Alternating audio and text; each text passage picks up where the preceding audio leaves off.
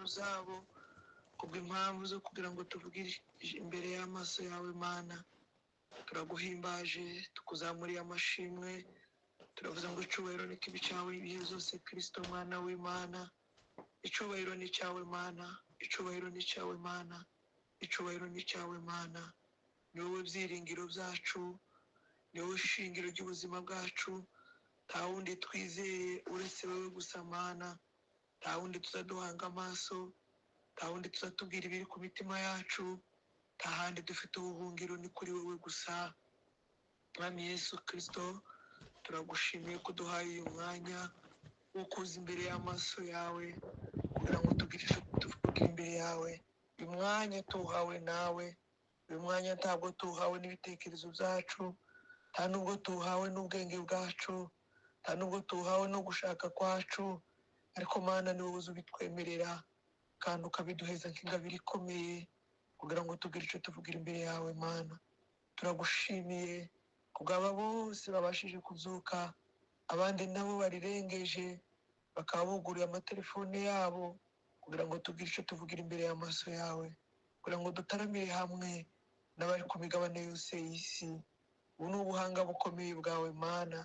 Ni bake, ni bake, ni bake cyane bashobora gutekereza uyu murimo wo gutaramana n'abatuye ku migabane y'isi yose, ariko Mana iri banga aho warihishuriye ni wowe wabikoze. Mwami Yesu ndagushimiye.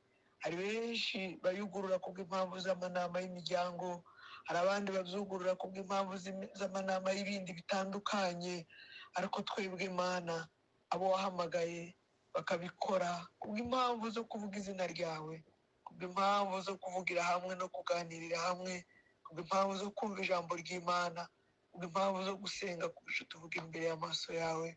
Iki ni igikorwa cyiza watanze mu buhanga bw'abana b'abantu, natwe turabigushimiye kuko ari wabikoze Mana.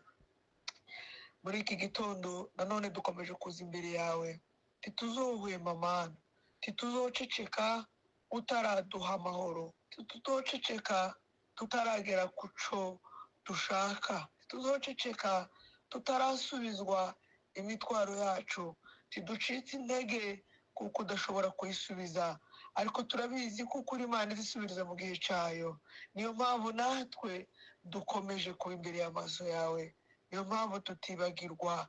Igihe cyose tubitekereza, turabivuga tubonye uyu mwanya, n'igihe tutabonye umwanya wo kubivuga tugendana nabyo mu mitima yacu. Hari kenshi tubitekereza, hari n'igihe dusenga tutatuje indimi zacu, kubera koko tuzi kuko uri Imana izayumva iyo dusenga. Ijambo ryawe riza ritubwira ngo umunsi umwe wabereye Ana igisubizo ubwo yari afite umutwaro w'umwana, ariko ngo ntiyavugaga, ngo yageze ahaza anyeganyeza iminwa. Ana ngo agendana agahinda, anasabira mu nda, anasabira mu mutima, araceceka, ariko umutima wiwe agenda akubwira ngo uzomuha umwana. Ariko igihe cyarageze aho abantu bamubwira ngo ni ubusinzi, aho abantu batekereza ngo yarasaze, abandi bamutekerezaga nk'umurwayi wo mu mutwe, kugeza ubwo umwami yamubwira ati icyo sindwa uzorigeza ryari yewe Ana we. Aravuga ngo ntabwo umugaragu wawe, umuja wawe si ndi umusinzi, nta nubwo nigeze mu inzoga, ariko ahubwo ni umubabaro wo ku mutima ugeraho anyeganyeza n'iminwa. Ariko Mana aho naho warabyumvise kandi urasubiza mu gihe ciwe, umuheza umwana. Izina ryawe rihabwa icubahiro. Aba umukozi wawe akora imirimo ikomeye. Uracari ya Mana yashubije Ana atavuga. Hari n'abandi benshi washubije bavuga babyatura, ariko igisubizo ni wowe Mana gusa duhanze amaso, ni wowe Mana gusa tuzatwiringira. Imana yaremye isi ukarema n'ijuru, wowe waremye abana b'abantu tukabashushanya n'ibindi biremwa byose, ubona kuko twebwe tugomba kubiruta. Muri byo aravuga ngo jewe muntu mu shusho yawe, aravuga ngo iyo Mana watubereye agaciro, ubwo utaduhwanyije n'ibindi biremwa byose. Uko wari gushaka kutugira Mana twari kubako, ariko kandi ubona ko tugomba gusa nawe. Ishusho dufite ngo niyo isa nawe. Turagushima kuko watugize agaciro, turagushima kuko watugize ab'agaciro, turagushima kuko watugize ab'agaciro. Mana, muri uru rukerera rw'uyu munsi dukomeje kuzana imitwaro yacu Mana, nanone turacari ku cyifuzo cy'igihugu cyacu, turacari ku cyifuzo cy'igihugu cyacu. Kristo mwana w'Imana, turacari ku cyifuzo cy'igihugu cyacu, ntituzoceceka Mana. Urabizi neza ko nta handi duhanze amaso. Ijambo ryawe riza ritubwira ngo umunsi umwe umaze kubwira Mose, uramubwira ngo ubu bwoko ngo kubera kuko bwacumuye bwakoze ibidakorwa mu butayu, uravuga ngo ugiye kubwica ubumareho. Ariko yarakubwiye ngo Mana, woramuka udahurukije buno bwoko wakuye mu Giputa, isi amahanga yovuga ngo warananiwe. Mana, urigarura, urabushonera, urabuhurutsa. Woramuka udatabaye ubwoko bwacu muri iki gihe, ndabizi ko nta munsi n'umwe buzogera bavuga ngo Nyahoza ati yabashikije sinabatabaye ngo mbakize. Nta n'umunsi n'umwe buzigera bavuga runaka. Urabizi ko kenshi bavuga ngo iyo Mana yacu idukize.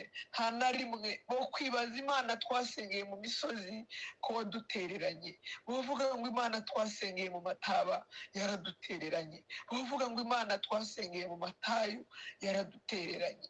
Mana, nta na rimwe ubwoko bwacu bwigeze bwishinga amaboko y'ibindi bihugu, nta na rimwe twishinga amaboko y'ubundi buyobozi runaka, nta na rimwe twigeze duhanga amaso ku bindi bihugu runaka ko arizo zotubera ubutabazi. Ariko kenshi hirya no hino urabizi ko amaboko yacu yose ni wewe, imbaraga zacu zose ni wewe, ubutabazi bwacu bwose ni kuri wewe, n'amaso tuyahanze wewe, dutegereje icyo wavuze, duhagaze ku isezerano.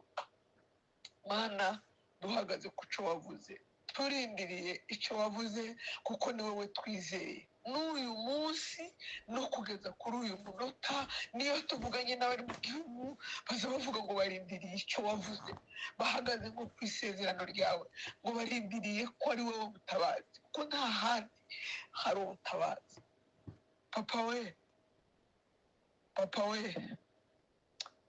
Papa we, nta handi dufite ubutabazi, ni kuri wowe, ni wowe duhanze amaso. Nubwo abantu bababaye, nubwo abantu baremererewe, nubwo abantu barira, ariko ubutabazi bwacu nta handi ni kuri wewe. Si rimwe si kabiri twabonye neza yawe, twarakubonye 96, turakubona. Ni wowe wa Mana, ya Mana yadukijije wa mwijima wabuditse ku manywa y'ihangu, abantu batekereza ngo biracitse, modoka 12 zidibutse, abantu baravuga ngo ahacu bararangiye, ariko ngo buje guca mu gitondo imisozi yose igaragara. Turakubona, umwijima ureyuka kubw'imbaraga z'isumba zose. Za mbaraga zawe n'ubu urazifite Mana.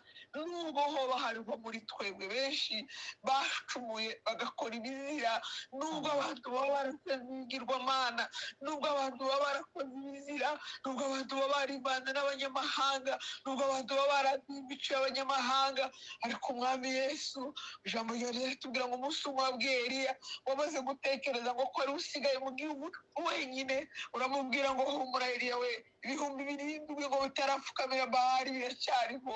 Ndabizi ko hari ibihumbi byinshi bitarapfukamira Bahari. Haleluya Yesu Kristo. Papa we, hariho ababyeyi bacu benshi bativanze n'amahanga, hariho ababyeyi bacu benshi batapfukamiye Bahari, hariho benshi bakomeje guhanga amaso. Wigarure, ubabarire Mana, utabara ubwoko bwawe, kugira ngo izina twizeye, izina twahanze amaso, Imana twatumbiriye, Imana twizeye, natutubera ubutabazi bukomeye mu gihe cyawe. Pana mu gihe runaka cy'umuntu, nta migambi y'abantu dushaka, ariko turashaka ko wowe Mana icyo ushaka ngo baricukura. Ndabizi ko mu bantu huzuyemo imigambi myinshi, hari abashaka imigambi mibi, hari abarara bacura mibi, abandi bakarara bacura myiza, kandi tukayicura tuvukana, kandi tukayicura tuziranye, kandi tukayicura dusangiye igihugu, kandi tukayicura dusangiye akabisi n'agahiye. Ariko ndabizi ko Imana itazayita kuri izo, uza ukora mu gihe cyawe mana, uza wiyerekana mu gihe runaka, abatakuzi bakakumenya, abadatahura imbaraga z'Imana bakazitahura, abatekereza ko twizigiye imbaraga zacu bakamenya kuko hari Imana izitabara, hari Imana izitebuka igatabara tukanyurwa, hari Imana izitabara, hari Imana itameze nk'abantu, hari Imana itazivuga nk'abantu, hari Imana itazikora nk'abantu, no gutegura tugutegura nk'abantu. Ni kwese yavuze ngo imigambi ibyo wibwira ngo ntibimeze nk'ibyo tuzatwibwira, mbese ngo n'imigambi yawe nta nubwo imeze nk'iy'abana b'abantu. Baba we, papa we, papa we, papa we, papa we, imigambi yawe ntimeze nk'iy'ubwoko bw'abanyamurenge, imigambi yawe ntimeze nk'iy'ubwoko bwa runaka, imigambi yawe ntimeze nk'imigambi y'abanyamahanga, imigambi yawe ntimeze nk'ibindi bihugu bitandukanye. uzi ukora icyo ushaka. uyu munsi wiyerekane nk'Imana muri Kongo yose ukwingana, ni wowe wayiremye.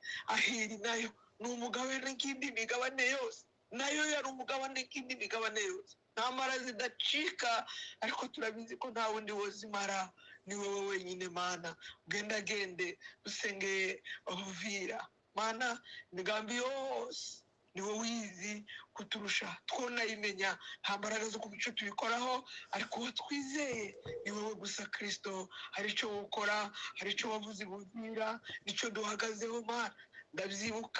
ndabyibuka umugoroba umwe, hari icyo wavuze Uvira, tuzumva. Ndabizi ko uri Imana izi ikora ibikomeye, ubwira icyo ukoze, n'ibindi n'ahandi hose imbaraga zawe zigaragara Mana. titwokubwira ngo tubihese, akababaro dufite ku mitima urakazi, hari n'ibyinshi twovuga tukabivugishwa n'umubabaro, ariko icyo dutegereje gusa, dutegereje gutabarwa kwawe, kuko umwanditsi yavuze ngo gutabarwa kwacu kuza kuva kuri wowe waremye isi ukarema n'ijuru. Naho niho ubutabazi bwacu buri, nta handi hantu hirya no hino, nta handi hantu tureba. Iyo haje kuba hari ahandi hari ubutabazi bushobora kudutabariza, twari kwiruka tukagerayo. niyo mpamvu ubona tutazindutse ku miryango y'abakomeye bo mu isi, niyo mpamvu utazubona tuzuka iki gihe ngo tuje guhamagara abategetsi b'ibindi bihugu bafite izindi mbaraga zihanitse. nuko twamenye ko hariho Imana isumba byose, Imana ifite byose, Imana igenga byose, Imana izicisha bugufi izishyira hejuru, Imana izizamura ibiciriritse cyane ukabishyira hejuru. Ndagushimiye ko kuzugira neza, na nyuma ya zero ngo uze ukora. mu gihe bavuga ko bitagishobotse, aravuga ngo Mana uzubyibuka. mu gihe abantu batekereza ko hagiye kurangira, mu gihe abantu bavuga ngo naha nta gusimbuka, mu gihe abantu bavuga ngo turashoboye, aravuga ngo mu gihe batekereza ko imbaraga zacu zishize, ahacu bagiye kwibagirana, na nyuma ya zero uza ukora. no mu gihe abantu babona ko nta nzira, uza uca inzira hidacibwa. kora icyo ushaka ku buzima bw'ubwoko bwawe, kora icyo wateguye ku gihugu cya Kongo, kora umugambi wawe ku gihugu cya Kongo, amahanga bibone, amahanga bigushimire, kuko urimo gukora. Mana si bo bonyine, n'indi migabane yose Mana ni wowe uyifite, uko bigiye bigabura imbibi ni wowe uyifite. ijambo ryawe riza ritubwira ngo ni wowe uza wimura ubwami kandi bukimuka ubundi, bivuye mu mbaraga zawe n'ubushake bwawe, nuko wabiteguye. n'uyu munsi ubitegure nk'Imana kandi ubisohoze nk'Imana. imitima yose ndabizi ko uzakira ikabinezerererwa, n'abatabishaka bazobishaka, abatabikunda babikunde, kubera ko byavuye mu Mana yaremye isi ikarema n'ijuru, ikarema n'amahanga yose, abantu bose, indimi zose n'imiryango byose zaremwe nawe, bigengwa nawe, nta na kimwe udategeka ngo cubahe izina ryawe. Haleluya Yesu Kristo, haleluya, haleluya. Baba we, papa, turagushimiye kuko ari wowe mutabazi wacu, turagushimiye kuko ari wowe byiringiro zacu, turagushimiye kuko uri agakiza kacu, turagushimiye kuko uri ubuhungiro bwacu. Turagushimiye kuko uri amahoro yacu. Niba turiho kubw'umugambi wawe. Muririmbyi yaravuze ngo iyo turyamye dusinziriye ngo cyangwa iyo tugendagenda uburinzi bwacu ni kuri wewe. Ijambo ryawe rikavuga ngo uko bukeye n'uko bwije nk'intambwe ku yindi uzivuga ngo ntidutinye turi kumwe nawe, tidutinye turi kumwe nawe, tidutinye turi kumwe nawe. Natwe turashikamye, natwe turahumuritse, nubwo imitima ibabaye, nubwo tugenda uko tumeze, ariko turabizi ko dufite Imana izitabara abayo. Turabizi ko nta na kimwe kikunanira. Kristo, ndagushimiye kuko uri Imana izayumva gusenga kwacu. Ndagushimiye kuko uri ubwiringiro bwacu. Ndagushimiye kuko uri uduturema imitima. Muri iki gitondo cy'uyu munsi nanone dusabira Imana abarwayi, abo tuzi n'abo tutazi, hari abari mu mavuriro ya kure, hari abari mu mavuriro ya hafi, hari abazigendana, abo bose bumve gukira kuva ku Mana, bumve gukira kuva kuri wewe. Uri umukiza Mana, wakijije myinshi. Wa murwayi wari ugize imyaka 38 warahaserutse ahinduka muzima. Wa mugore wari waraciwe ikidendezi cy'amaraso ngo caramurenze, we yakoresheje ibintu ziwe byose ngo birashira, agera ahatabwa aracibwa ngo kubera kunuka. Ariko ijambo ryawe ritubwira ngo umunsi yagukozeho ngo akoze ku mwenda gusa ngo ikidendezi cy'amaraso kirakama. Imbaraga zawe ziragaragara Mana. N'uyu munsi uracari ya Mana yakoze iyo mirimo. Genda mu barwayi bose babona ibitangaza bikomeye byawe Mana. Uri Imana izikiza abarwayi bose, abo tuzi n'abo tutazi. Mana, ni wowe muvuzi ukomeye. Sura imfungwa tutazoreka kuvuga n'umunsi n'umwe, n'igihe tutazobivuga mu mitima biranditse. Mana, uzodufungurira imfungwa zose, abarengana uzobarenganure, abazize ibyaha kubw'amategeko y'isi uzabababarire. Uri umunyembabazi, wongere kandi ubagirire neza, ubafungura. Bagize imyaka, hari n'abakatiwe urwo gupfa, ariko ndabizi ko ntawe uzi upfa igihe cyiwe kitageze. Mwami Yesu, abo bose ufite imbaraga zo kubakuramo, bakagushimisha imitima yabo n'indimi zabo, bagatahura imbaraga z'Imana zabohoye ba Pawulo, bakamenya kuko nabo zabatasheho, bakagushima bakaguhimbaza. Abarinzi bagakizwa, abazi ko bafitemo uruhare imbaraga zo gufunga abandi, bakabona Imana ibohora imfungwa, bagahera ko bakakwakira nk'umwami n'umukiza mu bugingo bwabo, bagakizwa bakamenya ko hariho Imana ifite imbaraga zisumba abiyita ko ari abanyembaraga mu isi. Cyaduha ko batekereza ko ari abanyembaraga, babuhishurirwa imbaraga zisumba zose, abumva ko bafite uburenganzira bwo gukora icyo bashaka mu isi, bagatahura Imana izikoresha abantu ibyo bashaka. Ndagushima kuko imfungwa zose uzitabara. Hembura umurimo wawe muri iki gihe no muri ibi bihe. Mwami Yesu, itorero ryawe urihembuza ijambo ryawe, urikanguza ibimenyetso byawe Mana, kuko ni wowe nyiraryo. Urifiteho isezerano ridakuka, waravuze ngo uzaryishira ngo ari iryera, ngo ridafite ikizinga, ngo ridafite umukanyari, ngo ridafite agasemba kariko kose, ari rimwe nawe umwungeri waryo kuko uri umwe. Uzaryishira ngo ryera, nubwo hari izaduka nyinshi, nubwo hari indi mirimo myinshi, nubwo hari ibindi bikorwa byadutse, nubwo ba Pawulo byadutse, nubwo ba Kefa badutse, nubwo babawe, ariko ndabizi itorero ryawe uzarijana riryera, uzarijana riryera. Komeza uririndire mu moko atarawe, uriragize ijambo ryawe, komeze kurinda itorero ryawe kuko ni wowe nyiraryo. Mana, hembura umurimo wawe, uwugirire neza, uwubake ku rutare kugira ngo utanyeganyezwa. Nubwo turi mu gihe cy'imiraba myinshi, nubwo turi muri ibihe by'intambara zirwanya imitima n'isi, nubwo turi mu bihe by'umwijima ukomeye, nubwo turi mu bihe by'ubunyereri bwinshi, abantu benshi baba banyerera bakikubita hasi, abandi mu mwijima bakagenda bagasitara, ariko uri umuco wacu, uritabaza rizarimurikira ibirenge byacu. Ugendane natwe Mana, ugendane natwe muri uru rugendo, muri iyi si irimo uburabyo bwinshi bweze Satani yasutse ku isi. Abantu batotagura bakarya, abantu barya ibitaribwa, abandi bakavuga ibitavugwa, abandi bagakora ibidakorwa, abantu bakagenda hatagendwa, abantu bagatekereza ibidatekerezwa. Mana we, muri ibyo yaravuze ngo se kubera ko habuze umuziki muri Isirayeli kugira ngo tuje kuvoma amazi y'ibirohwa kandi amazi amara inyota ngo ahari udushore ku mariba amara inyota udukure ku mariba atamara inyota. Mwanditsi aravuga ngo ufite inyota wese ngo naze, ngo n'udafite ifeza nawe ngo naze. Aravuga ngo tuze tugure tumwe turye ngo ubugingo bwacu ngo bubone uko bwishimira imizuko.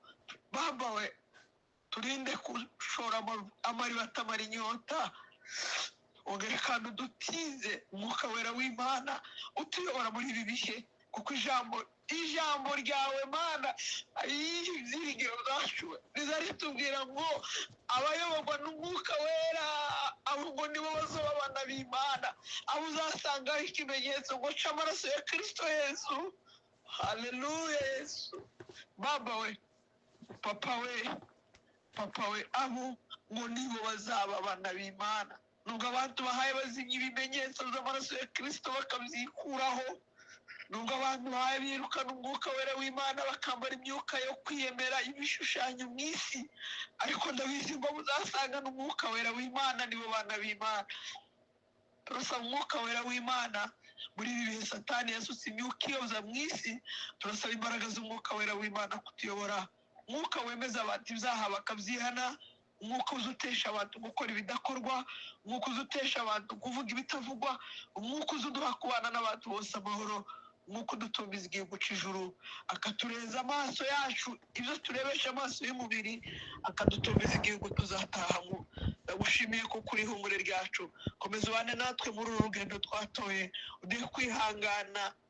Mwanditsi aravuga ngo turinde imitima mibi itizera, yayindi ngo zituma Imana yimuka mu mitima yacu ikagenda. Mutima mubi ngo utizera ngo ni umwanzi wacu, kuko ngo azatuma Imana ituvamo, ariko duha imitima yizera itumbira igihugu irindiriye isezerano ryarinda. Umwanditsi yavuze ngo ubwo turifite isezerano ritameze nk'iry'abantu riri mu gushikira abantu bakavuga amasezerano yabo atava ku Mana ntagegweho, ariko isezerano umwanditsi yavuze ngo ubwo turifite rirya wavuze ngo ndagiye kubategurira ngo ahondi ngo namwe niho muzaba.